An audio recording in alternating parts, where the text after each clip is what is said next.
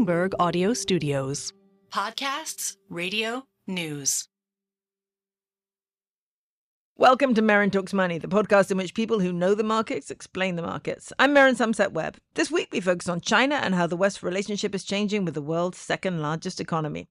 My guest is Diana Choyleva. Diana is a leading expert on China's economy and politics. She's a chief economist at Enodo Economics, an independent macroeconomic, political and geopolitical forecasting company she set up herself in 2016 to look at China and its global impact. She's also a senior fellow on the Chinese economy with the Asia Society Policy Institute Center for Chinese Analysis. I started off by asking her to look at the most important relationship in the world, that between China and the US.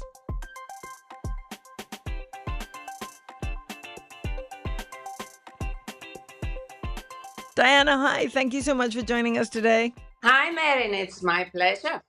How does it look at the moment, this most important relationship in the world? You could probably say the one between the US and China and the trade relationship between them. Well, look, these are the existing hegemon and the expiring hegemon locked in a relentless and I would say escalating context for global supremacy. And of course, the most important event on the horizon that will shape certainly the next few years, if not longer, is the US presidential election. From the perspective of the Chinese side, Xi Jinping is in control and has doubled down on his vision. And I would argue that even irrespective of whether Trump or Harris wins, this contest will continue, but the shape of it will probably change depending on who is the next US president. Okay, well, let's talk first about Xi doubling down on his vision. What is that vision? What do you mean by doubling down on it? Well, look, he's been in power for 2 terms, and now he is coming into, is into his unprecedented 3rd term. And our analysis at Enodo Economics suggests that there is no feasible sort of grouping that can challenge him. So he's likely to be there for another 5 years. And finally, it's sort of taken him 10 years to have his people in charge after a relentless anti-corruption campaign that went on and is still going on. So now is his opportunity to really put in practice what he's been talking about from the very start of becoming the Communist Party's general secretary. And she is really taking this second part now and putting the reforms in action to achieve a more equitable society. Because, of course, China grew very fast. As a result of those reforms, it industrialized at a breakneck speed, and now is the global manufacturing hub of the world, certainly in low value add. And meanwhile, the inequality between both income and wealth between rich and poor in China has exploded as well. So he's come up with the idea of really common prosperity, which essentially is redistributing income. And it's a big question mark whether that will succeed as an economic policy, because it changes fundamentally the incentives driving behavior in China. Another very key feature of what he did is to basically put national security as the overriding objective. And that is really the priority. Economic growth and economic development is subjugated to this all-encompassing idea of security. And he has focused on a supply-side transformation of the economy, which is probably the most successful, I would argue, part of his vision, and certainly the one where I see him likely to kind of get some productivity gains out of these transformations. But then really the big question is that if, as a true Marxist-Leninist, he really is all about frugality, despises consumption, and sort of the excessive consumerism in the US, whether without the demand side, without the changes needed to get genuine Chinese consumption, even the structural reforms on the supply side, whether those will be able to carry the day by themselves. I mean, this is a thing that analysts have been waiting for forever, is the sort of rise in domestic consumption, but it never quite seems to happen. We continually see China getting rich, or not quite rich enough, by being a mass exporter, but we don't see it coming from internal demand and internal consumption, and that's the big challenge, isn't it? Oh, no, absolutely. And the Chinese have talked about rebalancing the economy towards more consumption for a long time. And to be fair, there was some rebalancing between about 2012 and 2018, largely because of demographics. You know, China used to have this endless cheap labor, which it stopped having by about then. First, the migrant labor force started shrinking. Then the overall labor force started shrinking. So labor got more bargaining power. And wages as a share of GDP started rising in China. And that did lead to an increase in the share of consumer spending in GDP. And so I've always said that perversely, the initial impact of the bad demographics was quite positive for what China needed. But now, if you look at wages as a share of GDP in China, they're the same as in the US. So they've kind of caught up on that front. And meanwhile, if you look at overall household income as a share of GDP in China, you will see that it's the income from assets that is missing. You know, the US overall household income is much higher share of GDP because of income from assets. And there, the so-called financial repression of the Chinese households, the fact that the authorities control at the end of the day, the interest rate, the capital account, and have not developed capital markets sufficiently, and are constantly channeling these domestic savings into their preferred industries at low cost. So that development has actually went in overdrive in the last few years. Yeah. Okay. So just be clear. Let's step back a little bit. So that Chinese consumer can't really expect to see wages rising, particularly unless GDP were to expand, right? Because their wages are already a perfectly reasonable percent of GDP relative to the West. The problem is that while Chinese households have a reasonable amount of savings, they can't get the kind of return on those savings that makes them want to spend. So it's very difficult to invest abroad.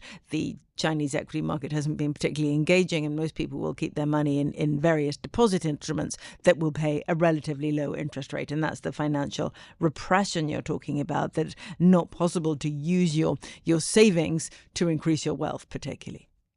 Yes. I mean, sorry. P-pernickety. We're pro-pernickety. Well, I like to distinguish between savings and wealth, because one is a flow, the other one's a stock. I'm talking about, here wealth. They just can't get enough of a return on their wealth. And perversely, as a result, they save excessively out of their income. And that is by far a huge determinant of this excessive desire to save in China. The other reasons, like the lack of social security safety net, proper unemployment provisions, etc., play a part. But they are not the overriding cause of these excess savings. Diana, this has quite an interesting side effect, which is that if interest rates fall in China, people tend to feel they need to save more rather than less. Absolutely. It's when you think about interest rates, rising them, cutting them, what this does is actually effectively redistribute income in a society. And then it depends as to what the outcome will be, whether the hit to the income and spending of those that, of the basically savers outweighs or doesn't outweigh the boost of income and spending of the borrowers. And in an economy like the UK or the US, because of their structure, because of the lack of financial repression, the causation always is towards lower interest rates, lead to higher demand. But in China, because of its different structure, it actually is the other way around. But Merryn, I just went to a 2-week trip to China a month or so ago, talking to a lot of policymakers, sharing the views that actually, contrary to what they're doing, they should be raising interest rates now.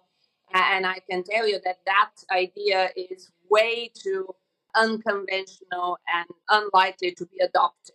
It's interesting, isn't it? I mean, when you look at that dynamic in China and then you look over to the West, one begins to wonder if maybe that's a dynamic we might start to see here as well, as state provision for various things fall and people become increasingly concerned about their retirement, that perhaps, the less you get on your savings, the more you want to save rather than the other way around. I mean, it's perfectly intuitive that could happen here too. Yes, it is. It depends on the structure of what people's wealth is invested in. I would argue there was this development in the US and the UK peculiarly that happened post the COVID pandemic, because households were given all these handouts to smooth the transition, and then interest rates were jacked up simultaneously. And all of a sudden, that was quite stimulative. But of course, in the context of an equity market that went roaring ahead. Ideally, if it wasn't for the Magnificent Seven and AI and all of that simultaneously happening, we probably wouldn't have had the same equity market dynamic, and then the outcome as a whole might have been different. But in combination with the equity market shooting up and that boost to the income of the savers post giving them handouts, really underpin the whole consumer story in the US. I mean, it's unlikely that China's behavior will change as a result of the US election, but depending on who wins, there's so many things going on in the US politically in terms of how the US views China. And we're already in a bit of a Cold War. We've got a trade war going on, bit of a digital war, etc. So there's a lot of conflict here, a lot of difficulty, a lot of geopolitical change. How do you see that going forward? Well, one thing is clear, and that is that there is bipartisan consensus in the US on the need to be tough on China. So whoever comes to power politically will not have much leeway to be soft on China, if you'd like. And also all the surveys seem to suggest that kind of there is also popular support for the US government to be tough on China. Now, if Kamala Harris were to win, the assumption is that it will be just the continuation of the Biden playbook. And I would argue that maybe that's a little bit too simplistic at this point. Of course, the problem is that we don't know as much about We don't know anything. Harris. And trying to assess her is tricky. But what does come through is that when you look at sort of her career, the issue of human rights and more of a, I would argue, conviction would certainly grate on China. I think if she sort of keeps that part of what she values and is someone who puts it forward in her communication and dealings with China, that will be quite problematic for China, because this is at the end of the day a battle of ideologies, and the Chinese hate losing face. And so anything that kind of doesn't take the sensibility into account tends to be quite confrontational.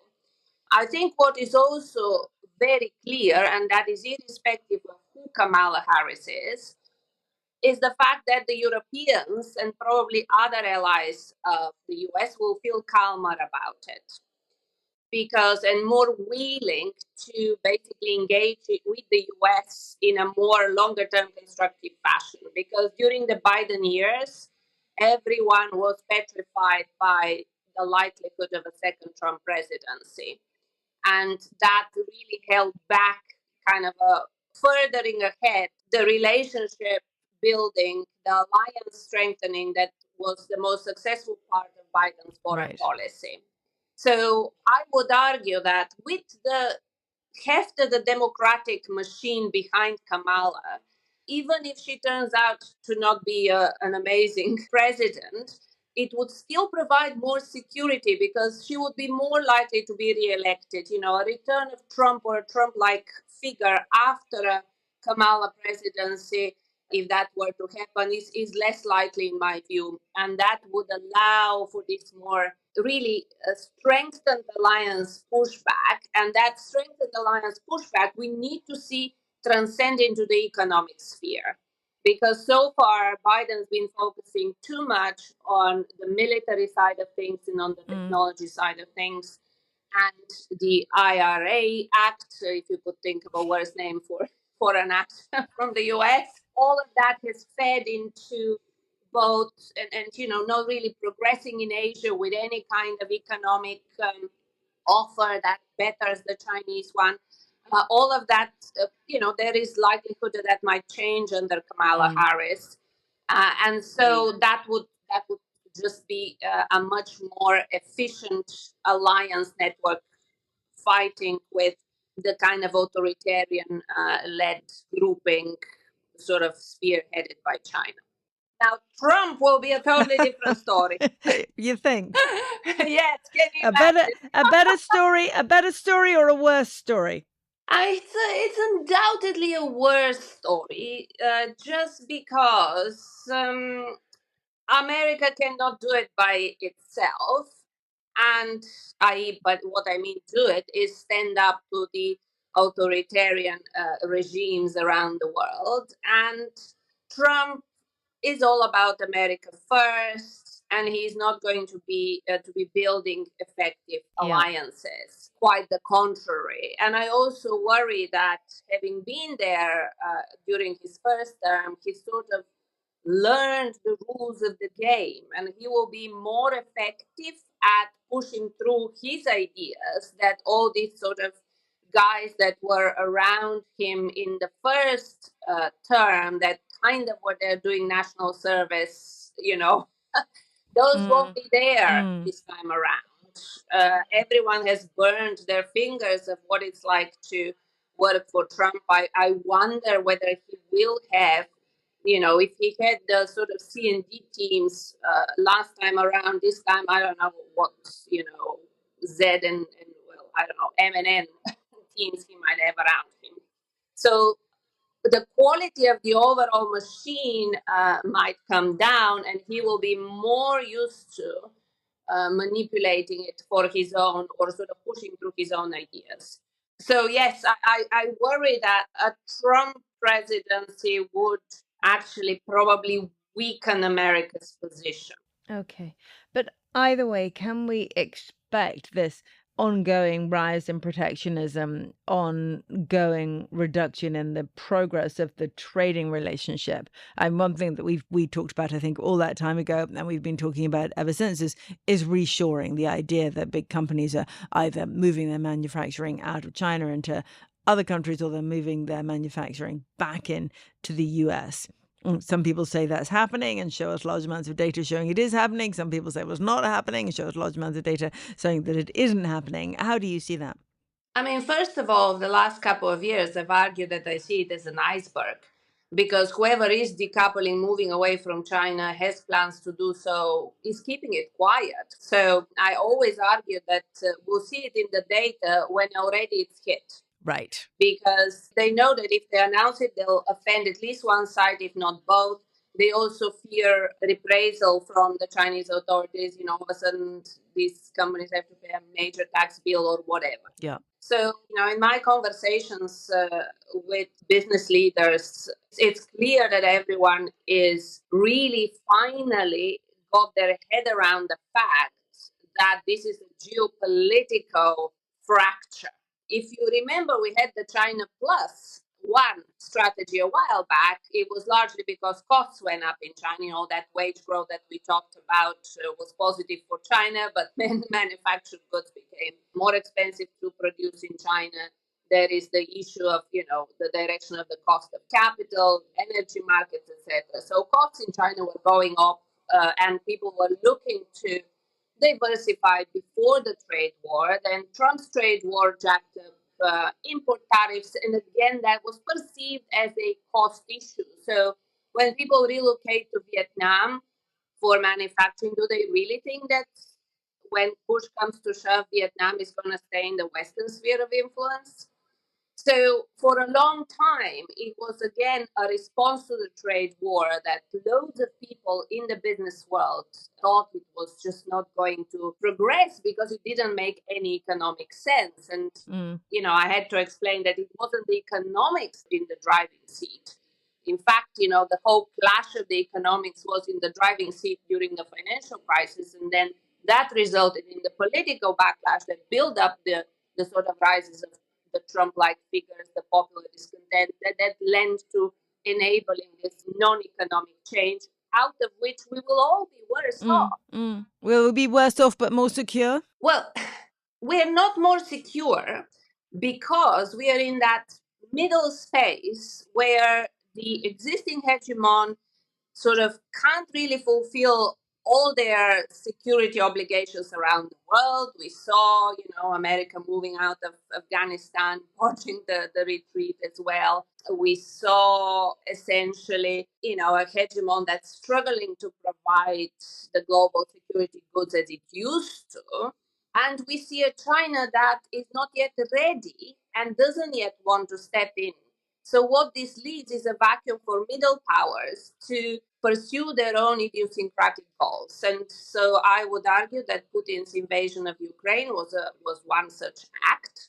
And in fact, it is that invasion of Ukraine that finally woke up, I think, the business elite around the world, that the issue here about how strategize going forward is about the geopolitics, not about where it's lower cost. And so that whole dynamic is really now playing out. And I would argue it will end up, ideally into a peaceful bifurcation into two trading blocks that are big enough within themselves to kind of counteract each other. And they find a way to interact with each other. Okay. But of course, we have the issue of Taiwan, and that's a really thorny one to sort of wish, that's in the way of this being a peaceful bifurcation. Okay, I want to come back to US manufacturing, but let's do Taiwan first. How high do you think the risk is there? And what happens in Taiwan and the relationship between Taiwan and China? So we've been looking at that issue. I mean, a while back when we started arguing that, we are into the era of the great decoupling, we split it into trade war, tech war, Taiwan war. And I remember, 3-4 years ago when I went around clients and was saying, look, you should start considering this risk. I had blank either stares or looks of disbelief. Now, probably the crunch point was when the Economist published an article with sort of the front page of the magazine saying Taiwan, the most dangerous place on earth. That I think is on the radar, but I would say still this risk, and actually not so much even of the final flashpoint or event, but just of what's happening in the build-up to it, is really underappreciated out there. And the reasoning is that if you believe that the Communist Party and Xi Jinping himself can turn to the Chinese people and say, look, guys, we've said this is an existential issue. It's been in our plan to reunify. It's been the reason for existence of our party. But they don't want to, so let's forget about it. Then, of course, there is no conflict. But nothing that has gone on suggests that this is on the agenda. Yeah. Then there are the Taiwanese themselves, which have now really developed the Taiwanese identity. I went to observe the elections in Taiwan earlier in the year, and it was amazing to see that kind of young democracy and the passion and importance that these elections meant to people. And it was also interesting to see that they chose, a lot of people we spoke to chose to vote for William Lai for the presidency, but then vote for the KMT, for the legislature, to kind of have checks and balances, suggesting that they're really after the status quo, of sort of no change, not announcing independence, but, not becoming part of China. China took the election results differently. It just sort of saw an opportunity to keep pushing, which in some ways it's better for the short-term probability of conflict because they'd rather do it peacefully. But they've always said that if they can't do it peacefully, they'll do it militarily, and they've been preparing for it. And accelerating those preparations and the whole gray zone activity and strangulation of Taiwan. And the US, on the other side, final sort of third major player into this, they have also engaged actively now in preparing to withstand China's efforts to potentially take over Taiwan. So this relationship has turned into a dynamic, and that's the danger, because China now knows that the timing, which before used to be in its own hands, whenever we are ready, we kind of, will get there. The US or the rest of the world wasn't really paying attention in the first part of the notice. They now don't have that luxury. So they are kind of racing against time, not just from the perspective of Xi Jinping. Our analysis suggests that he wants to be the leader that enters China's history books as the one that unified. So not only racing against his sort of lifespan, but really racing against American efforts to push back. So as such, it is a very dangerous place. All the activity that goes on does raise the risk of an accident. But it's also really from the perspective of both investors and business executives, is how this gray zone activity and the escalation and the response, how will that play out? And what are the implications of those dynamics? I think is rather underappreciated. Okay, and these are all questions which we cannot possibly know the answers. So for a lot of investors, the easiest thing to do is simply pretend it's not happening. Yes, I mean, I in talking to investors, I do really see how they struggle to internalize geopolitical thinking in their process. And, we've done a lot of work to try and help them, because it's not something that you can quantify easily, but it does involve judgment, and it involves them getting the confidence in their providers, because, generally sort of they think that these are things that cannot be forecast, but it's not the case. These are things that can be forecast. This is the reason why 3 years ago we set up a separate service that has now measured the probability or the risk of conflict over time. So if you had to put a number on it, what is the risk of conflict over the next, say, 5 years around Taiwan? At the moment, we put it at 70%. So that in our brackets this is a likely event. Yeah, that is a very high probability. Yes. And it started at being 10% in 2019, at the start of 2019, when we started doing this exercise. But, if we can assuage the fear of everyone from a short-term perspective, our 3 to 6 month outlook is currently 50% probability of an accident happening, but only 15% of an outright action that would be constituted an act of war or a military confrontation. It's not massively reassuring, Diana, to be honest. We still have time. That's how it's reassuring. We still have time for things to potentially change. And do you genuinely think, or do you think that the rest of the world has any appetite to get involved in that?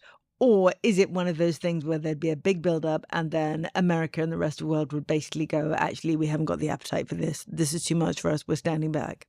It's certainly one of these scenarios. And again, it will be determined by who's going to be in charge at the White House. Yeah. Yeah. Okay. Let's go back from this frightening bit back to the earlier discussion we just started having about all these various conflicts, trade war, tech war, etc., leading to something of a manufacturing renaissance in the US, because with an attempt to shift chip production, renewable energy production, etc., over to the US, and that in for American workers, that's a good thing, right? Yes, it is. Absolutely. And I think it does make for a more, if you'd like, resilient global Hmm. system. Because even without the issue of national security, we had stretched globalization in terms of the integrated supply chains to an extent that probably even an ecological disaster could have been quite disruptive. And that, I think, became clear with the COVID pandemic, Mm. which accelerated this development, originally spurred on from the nationalists. But it also made it clear, didn't it, when everyone was trying to access various things to do with COVID, with the lockdowns, with pandemic, it became obvious how amazingly, extraordinarily dependent the US and much of the West had become on Chinese manufacturing, which I think people knew in theory pre-COVID, but it only became so very obvious to everybody during that period. Now let's look briefly at the Chinese equity market. Nothing has been more disappointing long term, right? And you've been quite successful in spotting the turning points in the market. And I know earlier in the year you were less underweight than you had been, and now you're back to being pretty underweight again, right? What's your feeling here? Cheap for a reason. I've been analyzing China for now nearly a quarter of a century. Mm. And throughout that whole time, the equity market performance from a long-term perspective has been just, not reflective of the economic performance, really bad. And then it was always a liquidity play. I mean, I remember that I kind of, in the first part of my career, I was giving advice to people who couldn't and didn't invest in China directly. And sort of it was all how China impacted the rest of the world. And it was all, the Chinese. So the Chinese outsourced their IPOs abroad, and it was kind of investing in those Chinese companies abroad. But then in the middle of my career, I ended up advising Chinese fund managers, domestic fund managers from China, and sort of got the taste of what it was like for them. And it was a totally different ball game. Literally, the longer term horizon was 1 or 2 weeks, maybe 3 weeks at most. And it was a whole kind of a liquidity play that continues to this day. But then, of course, we had finally the opening up of the financial markets in China, and that would have been a good thing if we weren't in the great decoupling. And also, what we have is Beijing trying now to professionalize them, which again would have been a good thing if it wasn't for the great decoupling. So, if it wasn't for the great decoupling, China is finally doing the structural changes of how its markets work to make them more reflective of the productive potential of their economy and sort of make them longer term, safer assets that households will be willing to invest in for the long term, because it decided that, that's better for its common prosperity vision. That's the driver, that house price inflation is too divisive, whereas equity market better. But again, it's liquidity, because it's not changed yet. It's not there yet. And on the liquidity front, originally we turned positive on equity markets at the start of the year because it looked like Western investors were super underweight, so it was beginning to be too risky. And also because there was this mooted equity market stabilization fund as one of the ideas that were being fed into the third plenum. And I argued that that will unleash greed. And at the start of the year, also the supply of money was growing at a decent rate. And it was, again, entirely a liquidity driven call that in the event materialized because the foreign investors started coming through, but that national team involvement was not too big. So, and then post the plenum, they didn't adopt this equity stabilization fund. And then on top of it, broad money growth has collapsed. So really, from a liquidity perspective now, we are in a very negative environment for Chinese equities domestically. And the profit story doesn't look like it's going to turn in any major way anytime soon. So these valuations are there for a reason. And I would actually argue that probably some of these valuations are kind of a result of maybe over-optimistic trend growth projections on a kind of a longer-term horizon for China. But within that, just to say one thing, we're positive on the dividend payers in China. There is a real push for distribution. And so while the overall story has now turned negative since about May this year, and certainly at the moment we are in that phase, we do see opportunities there on the dividend side. Okay, that's interesting. Now you've partly done what I was about to ask you to do, but I was going to say to you, could we end with you telling me something positive, something you feel deeply optimistic about? Well, I don't know if it's deeply optimistic, but it is positive from the perspective of China's adjustment. Okay. And that is that our view is that the yuan is going to go up against the dollar. And that will be, if you'd like, beneficial for China because it's another way of rebalancing that sort of emulates higher real interest rates. And the reasoning there is more China specific rather than US specific. So yes, of course, if the interest rate differential is shrinking as the US starts cutting, and China is really kind of bumping at the constraint of what it can do with its interest rate cuts, combined with the fact that our exchange rate model says that the yuan dollar rate is actually fairly valued at the moment, to about 1% undervalued. That is part of the story, but it is much more a liquidity story in China. And maybe a fact that finally the PBOC sort of acknowledged in one of Pang Gaucheng's speeches a few months ago, but it has been the case all these years, is that the broad money growth, the M1, actually not broad, M1 growth in China only shows corporate deposits. It doesn't have household deposits. So, and there's been a massive collapse there. So the Chinese carry trade, if you'd like, has been largely the exporters not bringing yuan back.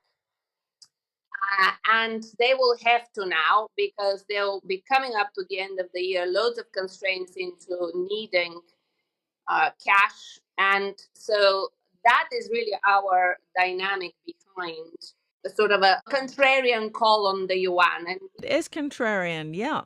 But it is contrarian, and that was fascinating. I love that. Like a nice contrarian call at the end, but it's still not giving me an overwhelming sense of optimism. I must tell you, I'm a glass half full person. And so for me, it's, even more depressing to not find much to be optimistic about. Yeah. I would just say that basically I really have faith in the underlying kind of strength of the human nature. So I think that we'll overcome this difficult period. I have that faith. One reason why I'm having kids. Otherwise, why bring up any kids into this? So I do have an innate sense that we'll find a way through. But it's at the moment it's difficult to see how it won't get worse before it gets better. I'm sorry about that. That's all right. I'll take it. Optimistic about human nature is a good point. Is there anything that you would advise retail investors to do now? I think no one's rushing out to buy Chinese equities as a result of this conversation. Is there anything that you think the retail investor should be doing now, not just in China or anywhere else that has caught your eye that we can do? Or should we just buy gold and forget everything else? I would argue that the American equity market has the long-term potential. If the U.S. gets, its act in order, and I don't subscribe as much into the kind of doomsday view of the U.S. and its debt levels and fiat money and all of that. So if we have a correction in U.S. equities, which I think we are likely to at some point over the next 12 to 18 months, and I would argue irrespective of who is U.S. president, then it probably would be a good time to pile in. I think it's also another advice is to really understand and begin to understand how interconnected the investments are. So you can't shield yourself from investing in the Chinese equity market, let's say, by not investing, by investing elsewhere without realizing how much of that index is made up of companies whose revenue is so dependent on China or whose cost base is so dependent on China. And also don't discount for now China and those dividend payers just because everything else looks bleak. In a deflationary story, even in the case of Japan, there were 20 companies that did remarkably well despite Japan's age of deflation. Excellent. That is very good advice. Diana, thank you so much for being with us today. Absolutely fascinating as usual. And my pleasure as usual, Merryn. Thanks for listening to this week's Merryn Talks Money. We will be back next week. In the meantime, if you like our show, rate, review, and subscribe wherever you listen to your podcast, and make those reviews positive, please. And be sure to follow me and John on X or Twitter at MerrynSW for me and John_Stepek for John. And our guest Diana Choyleva at Choyleva. And keep sending your questions or comments to merrynmoney@bloomberg.net. And one more thing for all the people who do not know this, Bloomberg has a brilliant website with loads of great content, including my columns for a very reasonable rate indeed. If you go to bloomberg.com/subscribe, you can see the latest offers and sign up to read all our great journalism. This episode was hosted by me, Merryn Somerset Webb. It was produced by Summer Sadi, production support and sound design by Moses Andam. Special thanks, of course, to Diana Choyleva.